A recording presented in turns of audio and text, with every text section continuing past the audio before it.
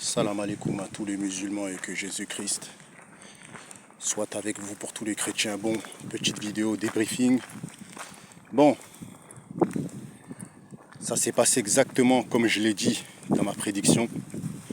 Kamaru, plus fort en lutte. Kamaru, plus fort en striking. Kamaru, qui met beaucoup la pression. Et Kamaru qui n'est pas fini, tout simplement. Là, le Kamaru que j'ai vu, là, qui lutte beaucoup, avec tout le respect que j'ai pour cette catégorie, ce Kamaru, il était rentré dans un délire où ces derniers temps, il boxait beaucoup. Et là, maintenant, il a repris, c'est redevenu le Kamaru de ses débuts, qui est devenu champion. C'est-à-dire, il lutte. Le Kamaru Rabib, quoi. Regardez-moi ça. Il l'a mis au sol. J'avais dit qu'il était meilleur que lui en lutte. Il savait qu'en striking, ça allait être compliqué. Il est parti direct dans la lutte. Il n'a même pas cherché à comprendre. Il est parti directement dans la lutte. Il a soulevé, il a mis coude sur coude. Franchement, avec tout le respect que j'ai pour Joachim Buckley, avec tout le respect que j'ai pour cette catégorie, franchement, personnellement, la famille, je ne sais pas comment le prochain adversaire de Kamaru, je ne sais pas ce sera qui, mais je pense qu'il va avoir un adversaire d'ici octobre ou un truc comme ça, tu vois. Parce que là, on est déjà le mois de juin, octobre, novembre, je ne sais pas qui il va affronter. Mais lui, il repart sur la course au titre. Moi, je vous dis, les gars, c'est toujours faisable. Là, le champion, c'est Jack de la Maddalena. Makhachev, il va l'affronter. Je vous dis la vérité. Kamaru Usman, vs Jack de la Maddalena, moi, je vois Kamaru gagner. Gagnant, parce que Jack de la Maddalena, c'est pas forcément un bon lutteur. Tu vois. Et Kamaru Usman, lui, est un bon lutteur. Tu vois. Lui est un bon lutteur. Donc, dites ce que vous en pensez en commentaire. Mais en tout cas, ce que je vous ai dit, lors de ma première prédiction, je vous ai dit, hier, je vous ai expliqué que Kamaru était plus fort dans tous les domaines. Il a utilisé que le domaine de la lutte. Il n'a même pas eu besoin de striker. Il s'est dit, ah, lui il est dangereux. Il s'est dit quoi? Lui il est chaud. Lui il est dangereux. On va pas se prendre la tête à trop échanger debout. Il l'a mis au sol, il l'a mis coude sur coude. Et franchement, les coudes qu'il lui a mis, ça l'a ouvert direct. Il a été ouvert direct. Dites ce que vous en pensez en commentaire, la famille. Mais en tout cas, c'est vraiment triste, on va dire.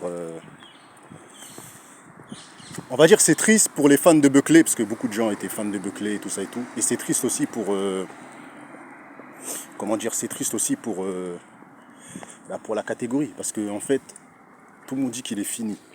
Tout le monde dit que ça y est, c'est fini, Kamaru Usman. C'est la fin. Tu vois. Il va jamais, redevenir champion. Il a les genoux en compote. Il est vieux. Tu vois, en fait, tout le monde dit du négatif sur lui, en fait. Il n'y a personne qui dit du positif. Tu vois, c'est-à-dire, limite, ça, j'ai l'impression que la victoire de Kamaru Usman, elle dérange. Moi, elle me fait plaisir, cousin. Tu vois, c'est le meilleur welterweight de l'histoire. Il perd sa ceinture sur un high kick de manque d'inattention. Les gens commencent à le finir, ils disent qu'il est fini. Il reprend sa revanche. Pour moi, dans la revanche, je le répète, il avait gagné. Pour moi, je le répéterai toujours, pour moi, il avait gagné la revanche contre Leon Edwards. Mais les gens, ils disent qu'il n'en avait pas fait assez. Moi, je trouve qu'il en avait fait assez, je le répète. Il revient avec Khamzat Chimaev en 2023. Où il se fait dominer le premier round et après il domine il domine le troisième round. Et il met Khamzat, on va dire, dans le doute. Et là, il revient face à un jeune qui a 7 ans de moins que lui. Et il le lave comme si c'était son enfant. Parce que là, ce qui s'est passé, c'est que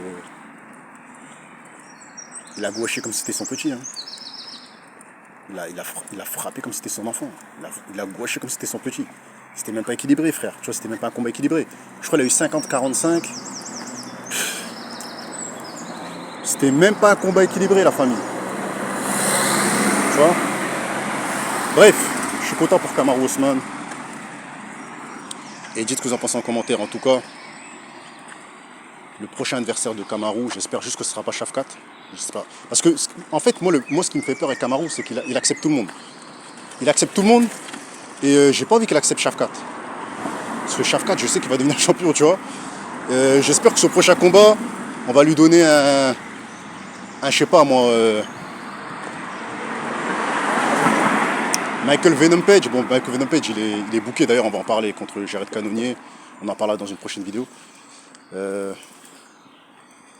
Ouais, j'espère que le prochain fight de Kamaru Usman, moi j'ai bien envie de le voir contre Belal, hein, contre Belal Mohamed, tu vois. Pourquoi pas, tu vois. J'ai pas envie de le voir contre des gars comme Yann Gary, c'est des gars compliqués, t'as vu. Non, j'ai pas envie de le voir contre Gary. J'ai pas envie de le voir contre Gary, c'est trop compliqué.